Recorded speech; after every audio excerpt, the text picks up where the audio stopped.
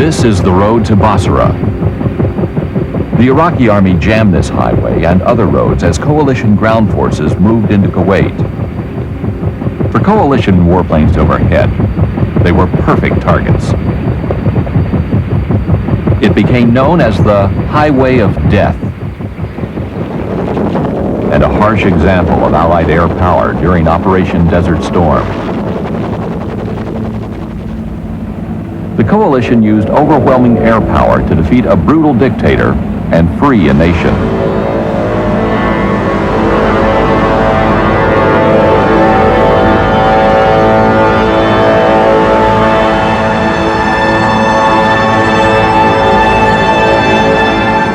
In this program, the air commanders of Desert Storm talk about how they fought the war, focusing on the U.S. Air Force's role.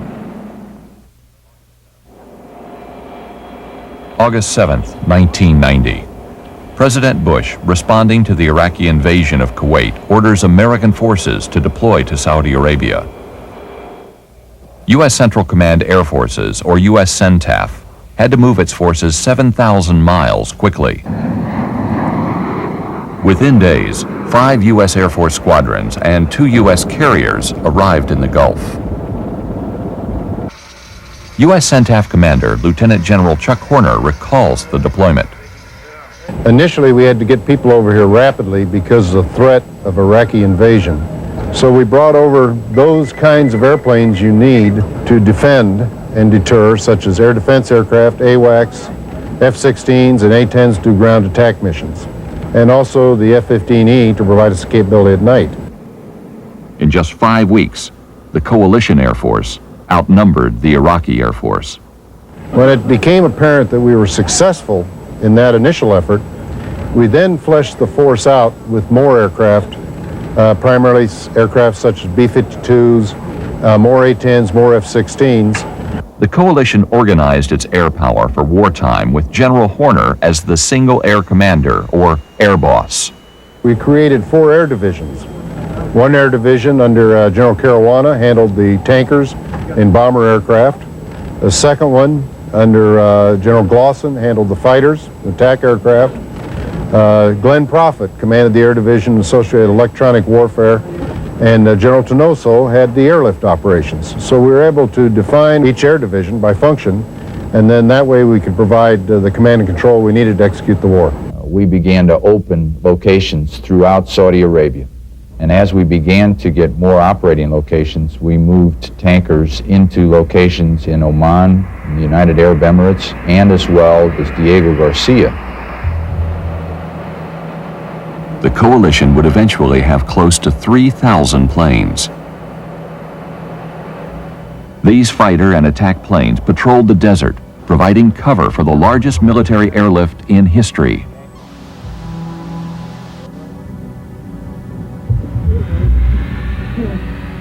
Airlift, the hidden part of air power. It was the fastest way to get enough men and material over to defend the Desert Kingdom. Brigadier General Edwin Tenoso commanded the coalition's airlift forces.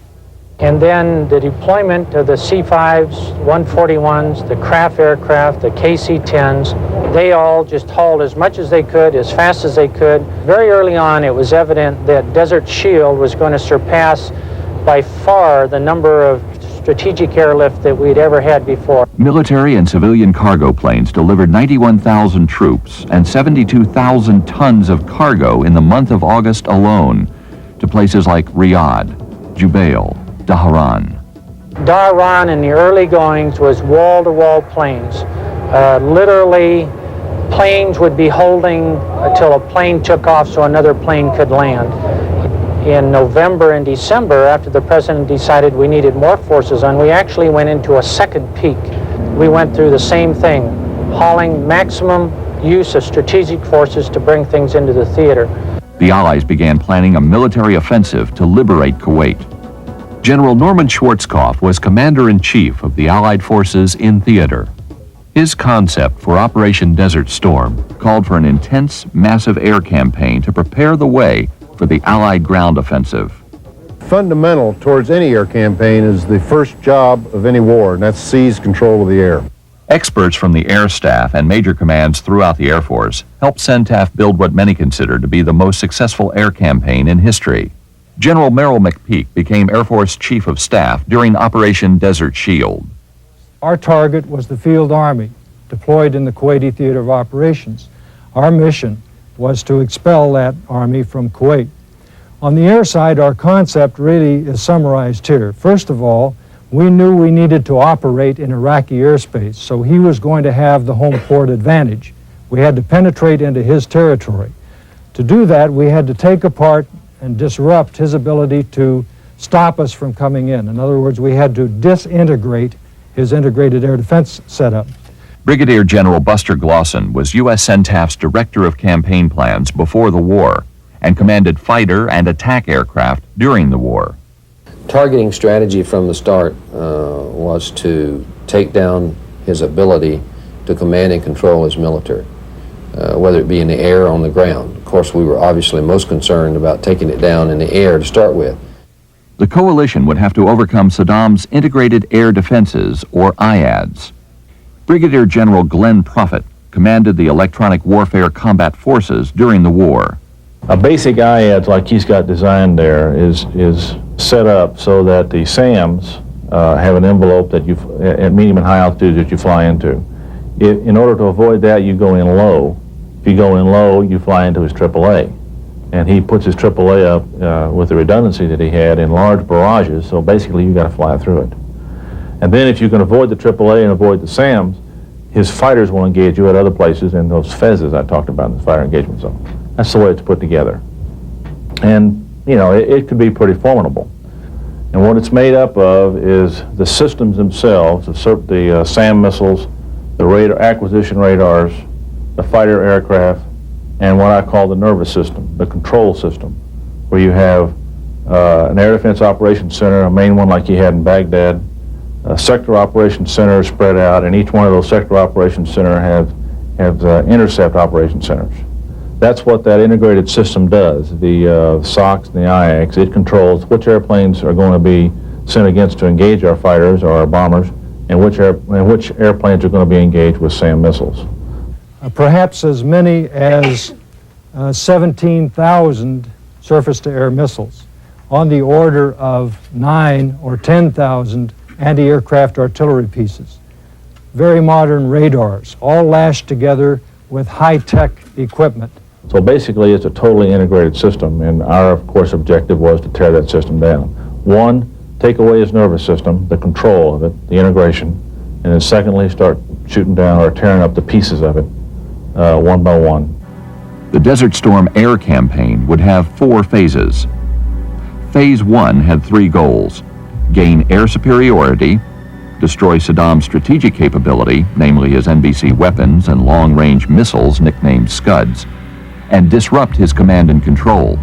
The Allies estimated the first phase would last 20 to 25 days. Phase 2 would be short. The Allies planned on taking 1 day to suppress mobile air defenses in the KTO, or Kuwaiti Theater of Operations. During Phase 3, Allied air power would continue to hit the targets of Phase 1, but they would shift their attack to the Iraqi Field Army in the KTO, totaling close to 500,000 men, over 4,000 tanks, and 3,000 artillery pieces. One of the main missions that was given to us by General Schwarzkopf was preparing the battlefield. He called it shaping the battlefield. We had to defeat those elements of his ground forces capable of mass casualties, chemical delivery systems, artillery, armor. An important target would be Saddam's crack troops, the Republican Guard. He was depending on them to drive back the coalition ground forces if they attacked his dug-in army. One of the centers of gravity, we were told, is destroy the Republican Guard, you destroy a lot of the military support for Saddam Hussein. Planners believed that Phase 3 would take about 3 weeks. The 4th and final phase of the air campaign was to support the Allied ground troops as they moved into Kuwait. Planners estimated the ground offensive would be launched 30 days after the air campaign began.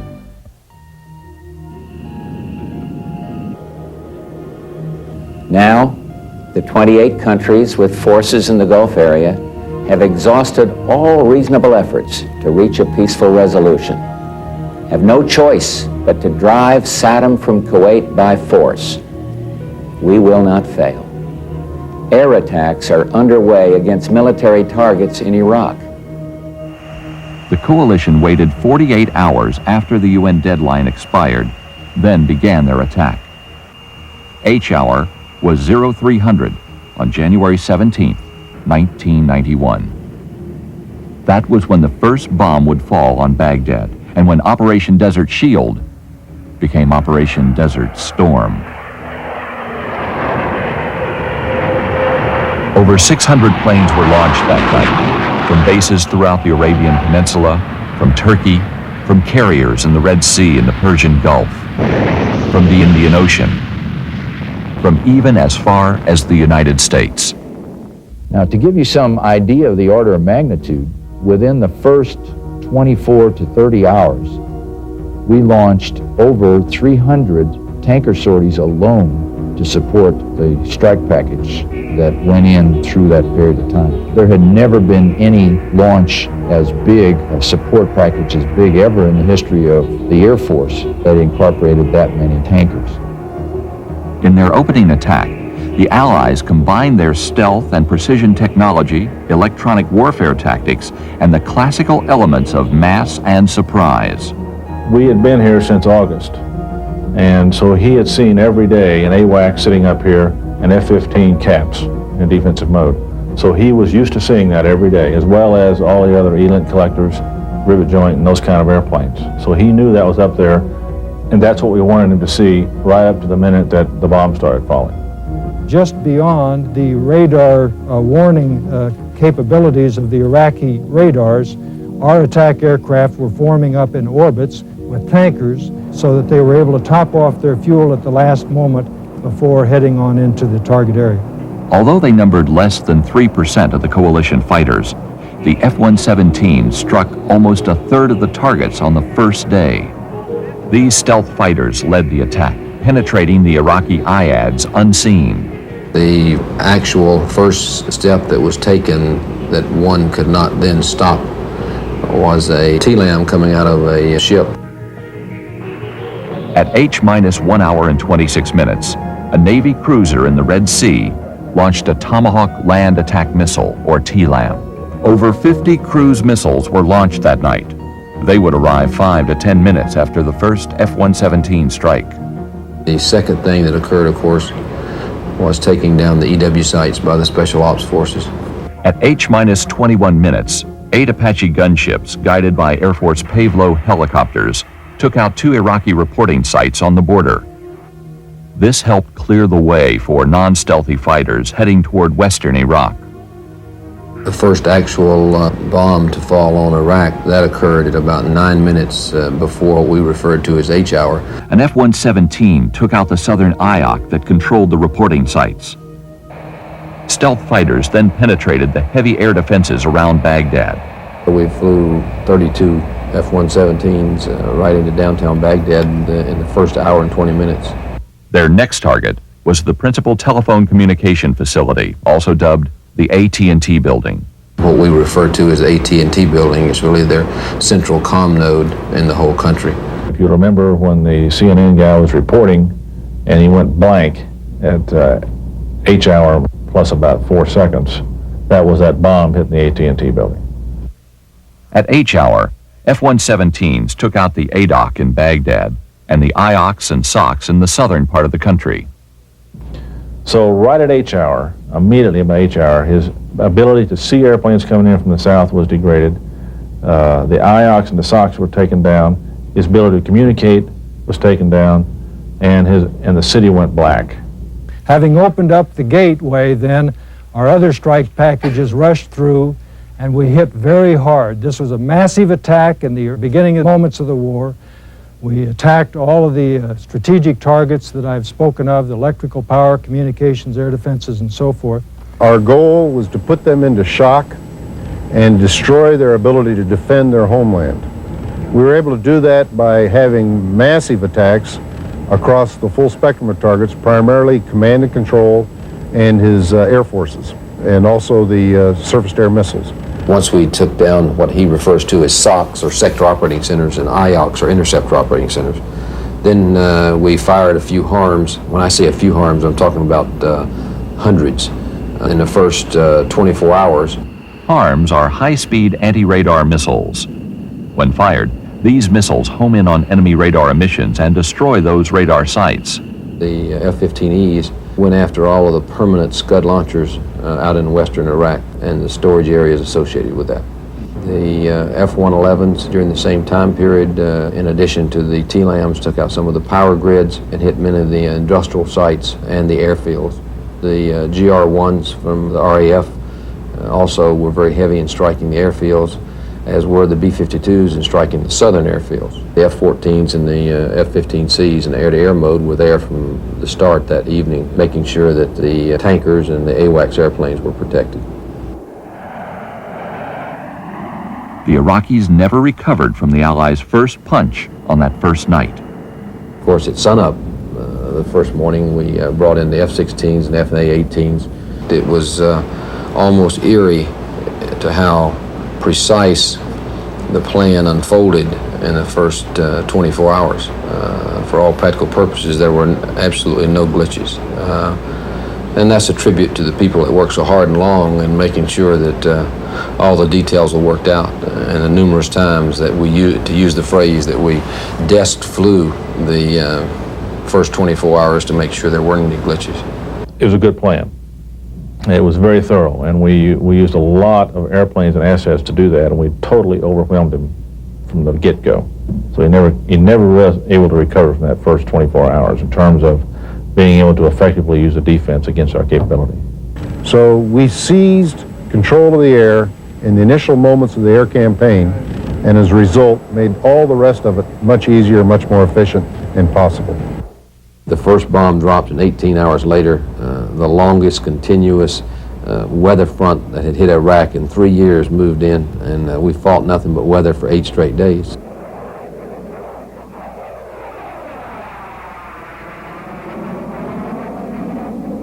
We intended in the first 3 days to take out all of his nuclear, biological, and chemical storage. The weather really hampered us in this area, and that was our #1 concern, that he'd go to those facilities and take the stuff out and start moving it around.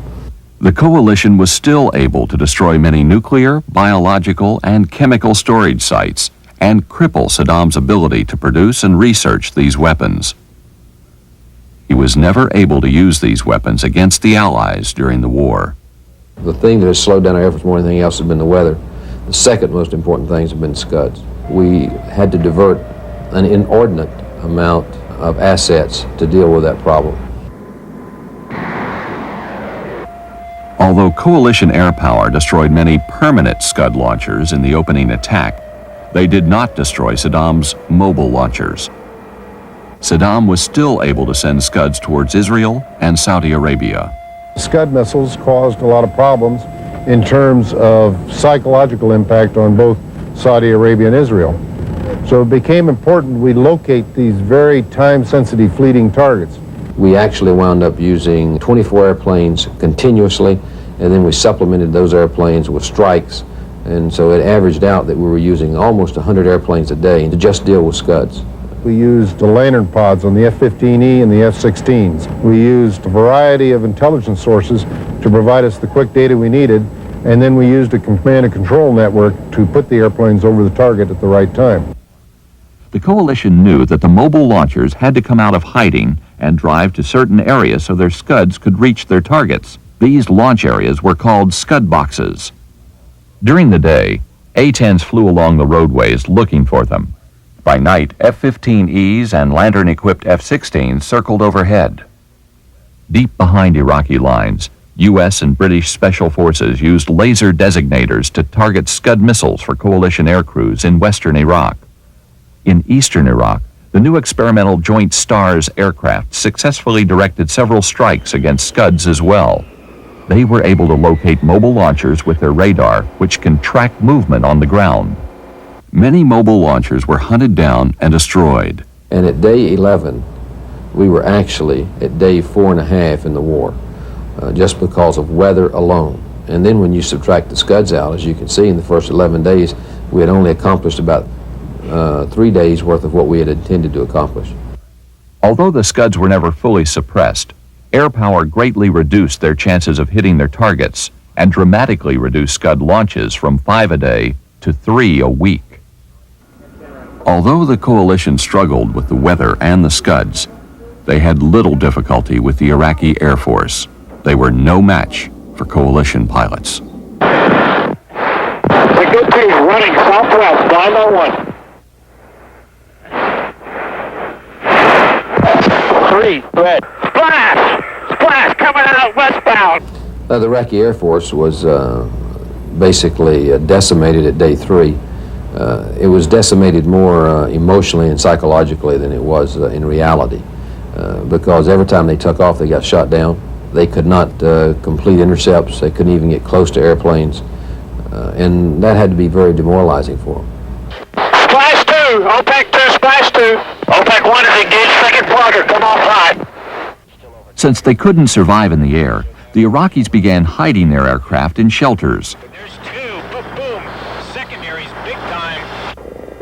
4, 3, 2, 1, impact. Boom, there's a hit. There's a shack. And oh yeah, keep it in narrow. Secondaries, big time secondaries.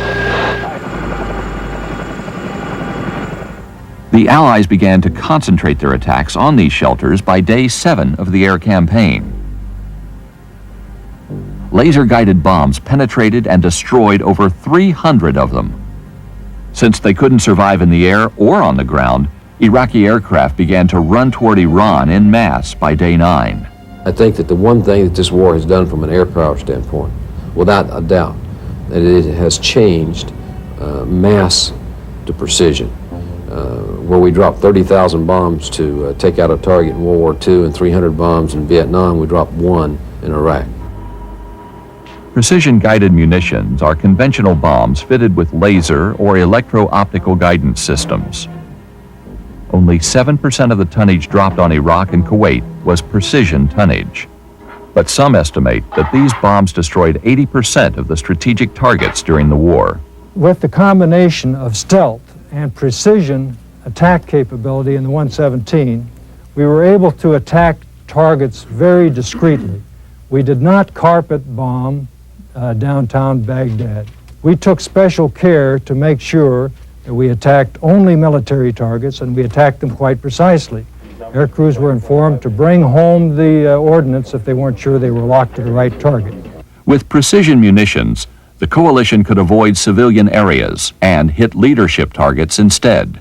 We went after their Minister of Defense facilities. We went after the security facilities. We went after the Ba'ath Party headquarters facilities. Those were the areas where the most barbaric acts and decisions supporting those were made and executed and controlled from. It was critical to be able to take that element out of that society. And it's also critical to let the populace see that that segment of their society was as vulnerable as anyone else. This was an electronic war like no other in history. The EF-111 was able to go in there very close and jam his acquisition radars and early warning radars. Anytime we sent a package somewhere, we had jammers, EA-6Bs or EF-111s, putting his eyes out at that particular spot.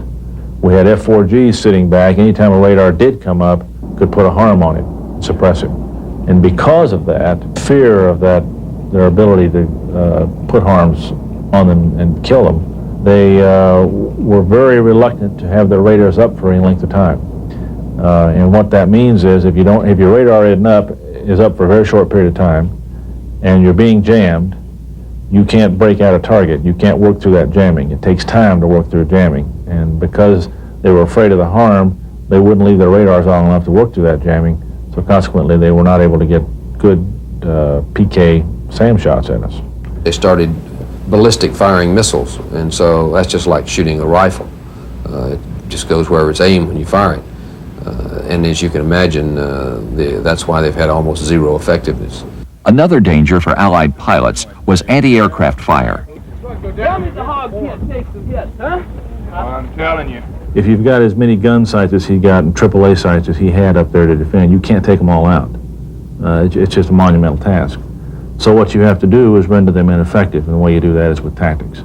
And the basic tactic we used for that was we used medium and high altitude to overcome the AAA. The combination of us being able to suppress him and suppress his IADs and him not using his fighters effectively meant that from the very beginning we essentially had air superiority. And that accounts for the very good, I would call good loss rates, good for our side. In other words, we didn't lose many airplanes, and you look at the volume of this campaign. As you know, at the 10-day point, we had lost about 22 airplanes, and I think that speaks for itself. Phase 3, bombing the Iraqi Field Army, did not come after Phase 1 and 2 as originally planned. It happened at the same time. We had more than enough air power on the scene to do the Phase 1 job at the beginning, and we simply diverted it to begin on Phase 3. So there was no time from day one on that the Iraqi ground forces were not under heavy air attack. The Allies used precision weapons to take down Iraqi bridges, cutting off the army in Kuwait from reinforcements and supplies. On day 4 or 5, I put 11 F-117s and 4 F-111s, dropping precision bombs. And we put 7 bridges in the water the first night. Iraqi engineers built pontoon bridges to replace the destroyed ones. Allied planes returned and took them out as well. Other aircraft trolled for convoys. The resupply of the Iraqi army slowed from 20,000 tons a day to 2,000 tons. From the start of the war, B-52s hammered airfields and large strategic targets such as power plants, petroleum supplies, and military centers. But their most important mission hit the Republican Guard.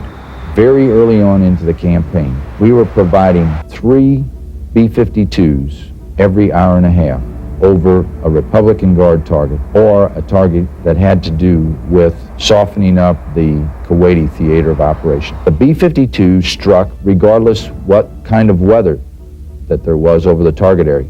Secondly, we struck all day and all night without warning, without their ability to effectively mass a counter-air offensive against the B-52s.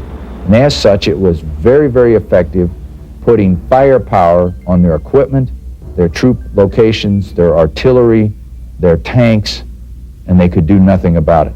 And it was extremely demoralizing. Behind the bombs that fell and the planes that delivered them were E-3A Sentry planes, more commonly known as AWACS. These controllers choreographed the strike packages as they delivered their bombs on the Iraqi IADs, NBC targets, bridges, and now the Iraqi army. The coalition averaged 1 bombing mission per minute against Iraq. The focus became destroying equipment as opposed to destroying troops. Our initial intelligence of the forces in field was poor, and we were sending aircraft out to destroy, say, armor units, and when they'd arrive at the location where they were thought to be, they weren't there, and the flight lead would have a difficult time getting a valid target for his flight. So one thing we did is we put F-16s up over the battlefield. We called them killer scouts, and their job was to patrol a 20 by 20 mile box and find the targets in there, and then as we fed the attack sorties into that area, he was able to point out where the tanks were, and we could make our attacks much more efficient. We also did that at night with F-111s using laser-guided bombs, for example. Allied bombing was relentless. In the last 11 days of the air campaign before the ground campaign started, with precision weapons of the 111s and F-15Es, we destroyed in excess of 1,000 tanks. We destroyed in excess of 300 artillery pieces. At day 30, General Horner gave this assessment of the air war. We've had some tough times in the 30 days, particularly unusual weather in January. It was far worse than we'd forecast, and It was only because we were doing so well in our counter-air campaign, taking down airfields and SAM systems, that we were able to maintain the schedule despite the loss of a lot of sorties, up to 50% some days with regard to weather. But I think more importantly, we've demonstrated that we've been able to dig out his forces in the field in Kuwait. We've had particularly good luck with our systems at night, the F-111s, the F-15Es, and the F-117s. In fact, I think their bombing accuracy is absolutely phenomenal. I think the yeoman's work is being done by the B-52s, the F-16s, and the A-10s in bringing large amounts of munitions to bear against him, and I think that's beginning to pay off. It has to be very difficult to be an Iraqi soldier and sit there night after night, day after day, and endure the pounding that he's taking. As is vividly described by one of the POWs, said the airplane that they feared most on the front lines were the A-10s, because their accuracy, using the POW's words, they never missed. And when they're overhead orbiting and you're in a tank or with a group in a revetment, you didn't know if you were being picked out. So it was a very unnerving situation to experience and had a tremendous psychological impact. Despite Saddam's fortifications all around Kuwait, his flank in Iraq was weak and exposed. General Schwarzkopf wanted to exploit it.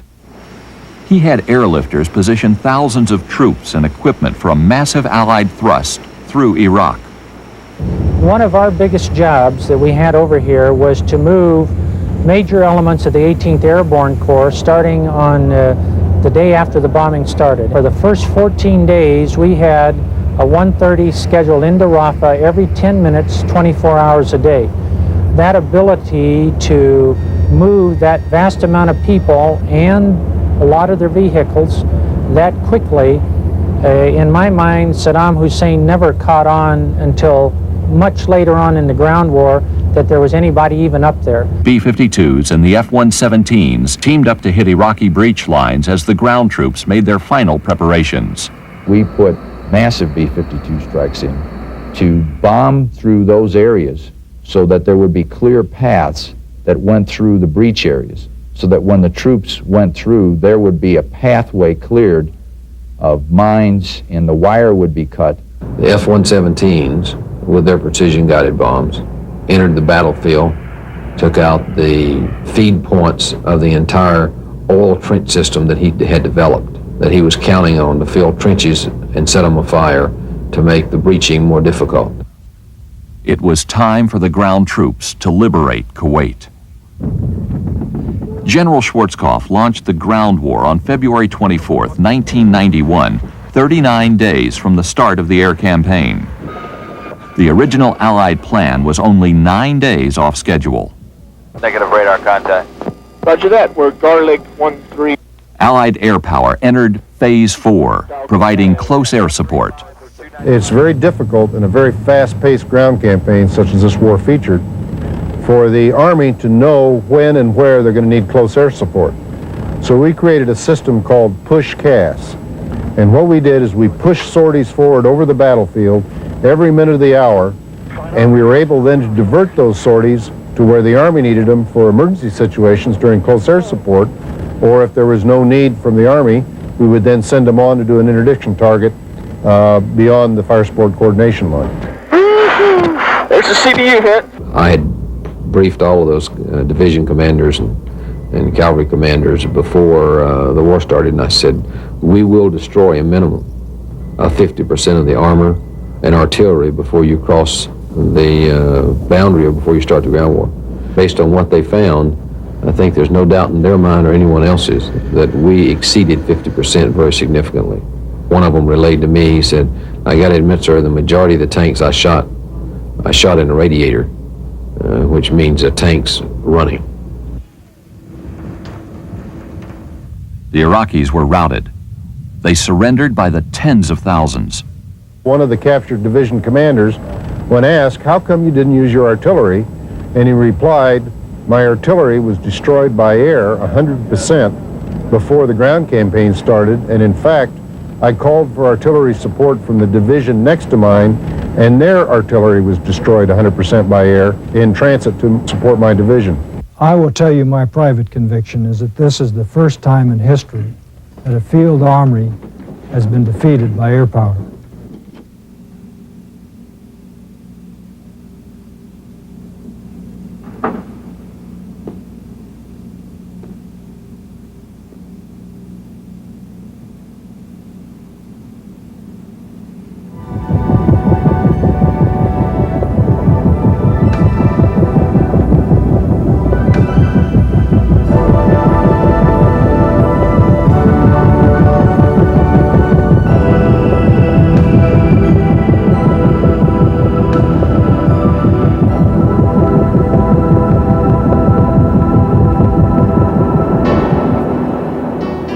Air power truly was the wind that carried Operation Desert Storm. But if there's one thing that this war really validated, it is the excellence of our training and the quality of our people. And I say that not as any kind of an advertisement or any kind of a bombastic statement. It's absolutely true.